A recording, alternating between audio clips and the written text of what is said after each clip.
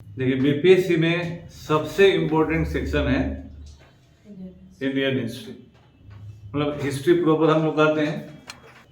ये generally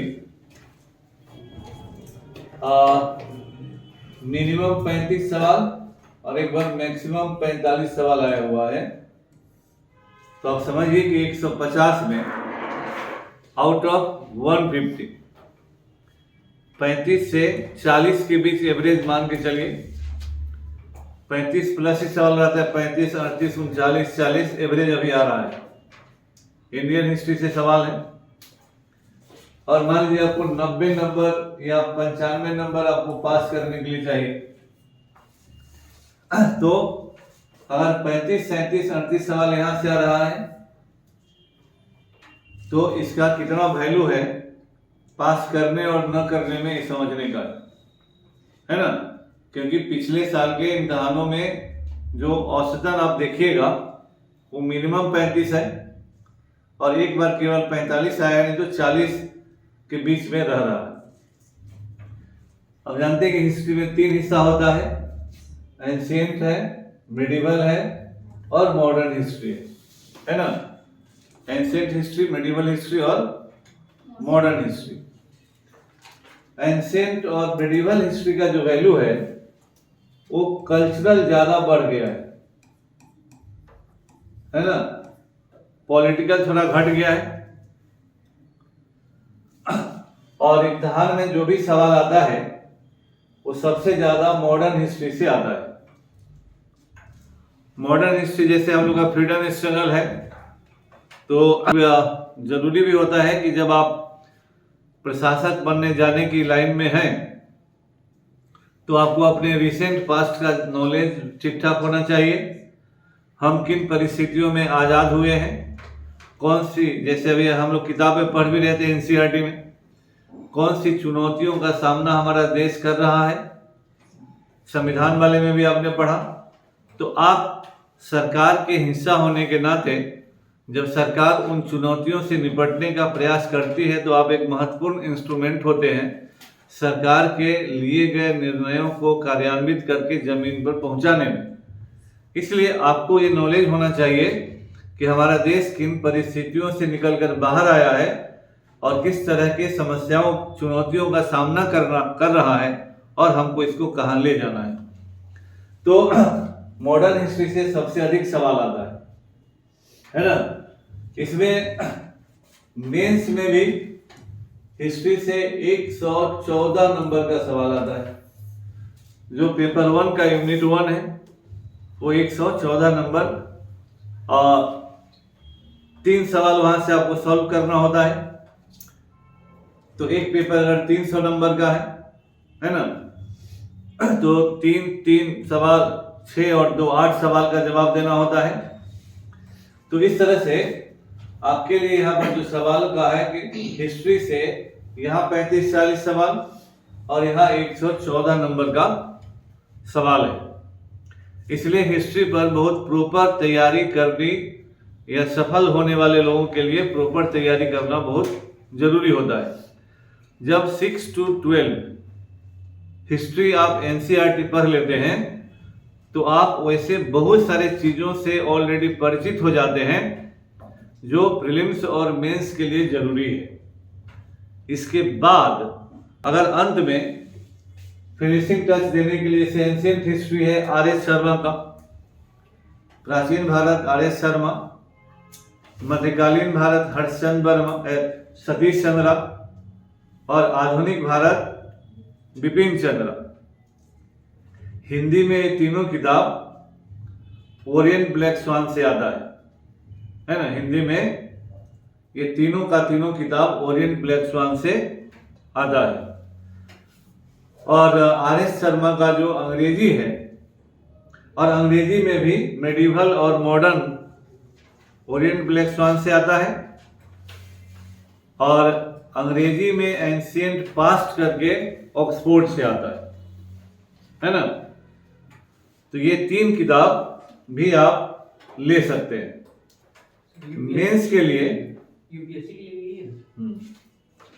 text book में BPSC UPSC में कोई फर्क नंबर ऑफ बुक्स घटेंगे बढ़ेंगे, लेकिन जो किताब बेसिक है वो सब जगह एक ही रहेगा। फिर मेंस के लिए मॉडर्न हिस्ट्री पर बढ़िया से कमांड करने के लिए बिपिन चंद्रा का फ्रीडम स्ट्रगल अलग से किताब आता है, बिपिन चंद्र का, और उनके कुछ साथ जो सुचिता महाजन है और सारे लोग हैं। हिंदी में वो किताब दिल्ली विश्वविद्यालय का है और अंग्रेजी में पेंगुइन का है ना, फ्रीडम स्ट्रगल वाला।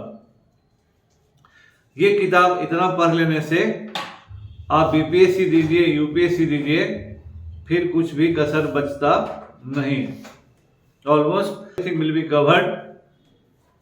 और उसमें जो बचता है, फिर यहाँ क्लास है, हम लोग हैं, साथ ही साथ आपको ध्यान में देना है कि बिहार